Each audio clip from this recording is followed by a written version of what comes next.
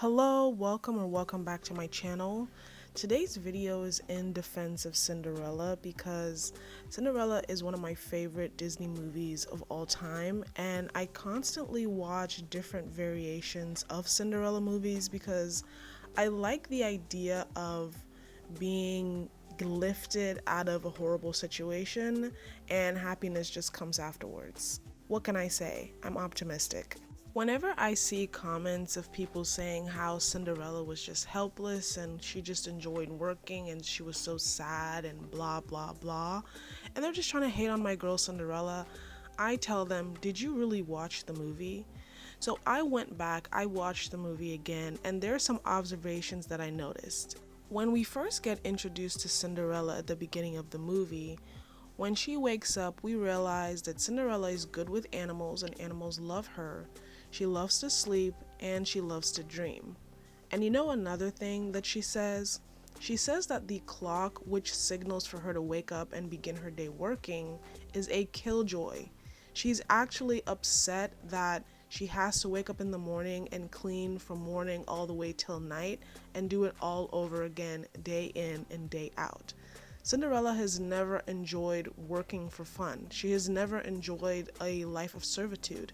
She just does it anyway because she doesn't have a choice and she's just hoping something better may happen to her. Let's also talk about the fact that Cinderella was resilient and hardworking. Do you know how many people would have folded under the pressure of Cinderella's life? She lost both her parents. She had to grow up in a home where her stepmother and stepsisters kicked her out of her room, kicked her out of the luxurious life that they were living, and make her the indentured servant.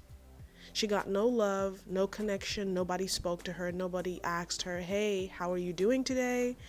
What's going on with you? Would you like to talk? She was alone. She didn't have any friends. She didn't have any other people to talk to. She was just by herself. She could have easily decided, you know what, I refuse. I refuse to work, or I'm gonna run away, or I'm gonna do something else.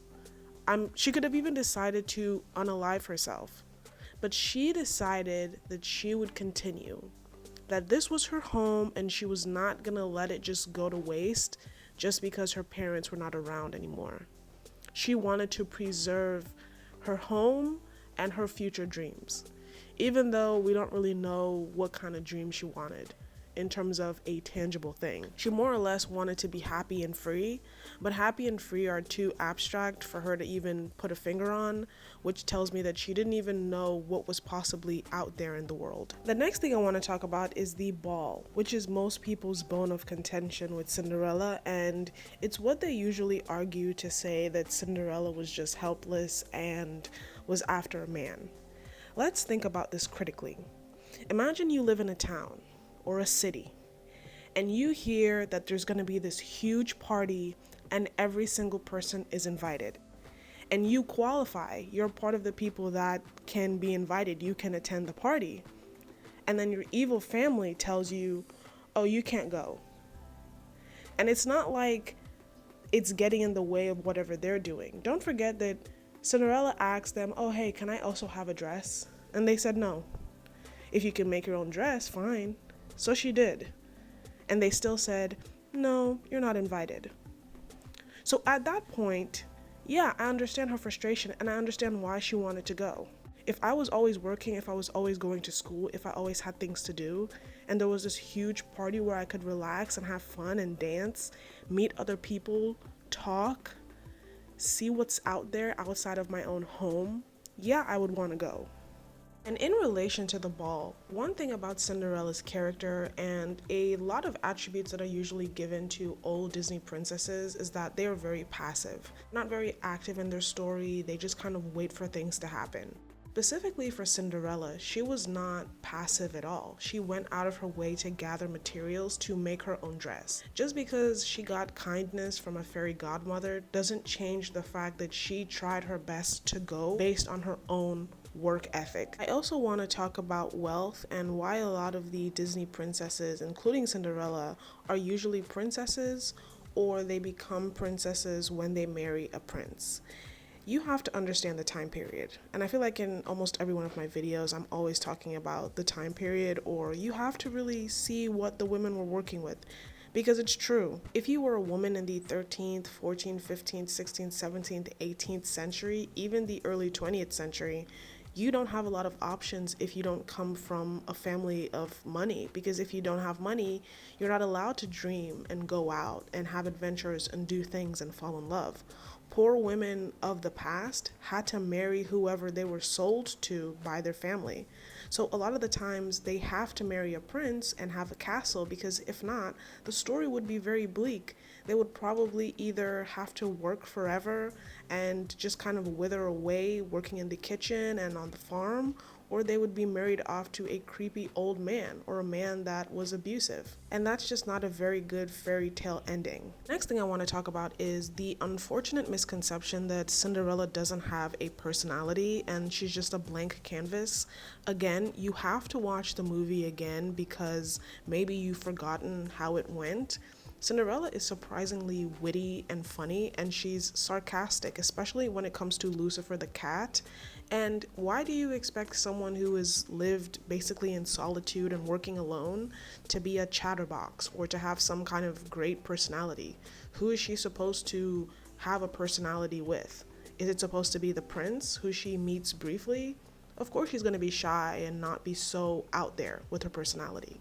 And again, her personality is quite nurturing and very kind. Cinderella is a kind person, and that should be enough of a personality. And finally, the last thing I want to talk about is the prince, his lack of personality slash character, and him being like a blank canvas, and the ultimate goal of Cinderella being marriage. That's the misconception people have. Let's really dive into it. Number one, the prince to me is a metaphor, and when it comes to media, whether it's books or movies or even music, I feel like any and everybody can have their own interpretation. Apart from the time period, apart from Cinderella wanting to escape her home life, to me, the reason why the prince seems almost magical is because he's supposed to represent a happy ending, not marriage specifically. Yes, marriage was a visual medium for them to animate and show that, okay, she got her happy ending and she finally had a family and whatnot, but I don't think the prince was the goal, nor was it marriage. She was trying to escape something that she felt was tiring and bothersome and unhappy for her. She didn't want to get married. She wanted to go out and be free and have fun. And so in my mind, I interpret the end of her getting married as she now has freedom. She now has a family. She now has somebody to talk to. She now can make her own rules and her own decisions. And especially if you watch Cinderella Part 2 and especially Part 3 really slaps, you realize that Cinderella gets the freedom that she's always wanted. The prince is a great guy, and even if he were to ignore her in this huge big castle, she would be fine. Again, she now has her freedom. She's a princess or a future queen. If you made it this far into the video, I want to move away from the 1950s version of Disney Cinderella and briefly talk about the 2015 version of Disney Cinderella. I absolutely loved this movie.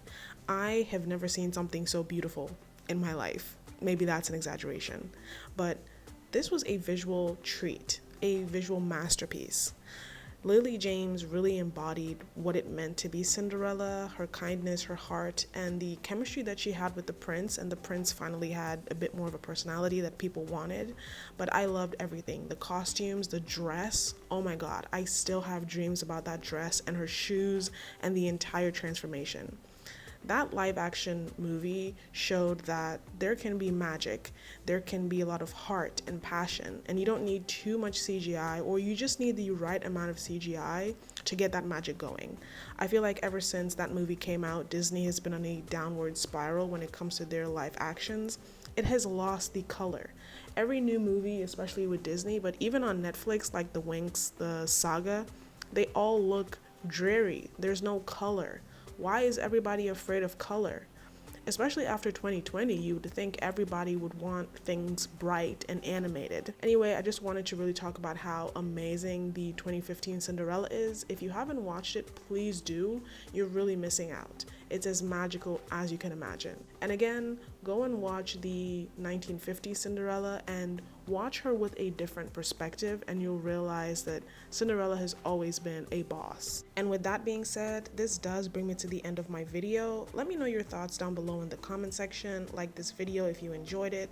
Subscribe. I'm trying to get to 200 subscribers and I'm almost there, so please subscribe if you can. Again, thank you so much for watching, and hopefully I'll catch you in my next video.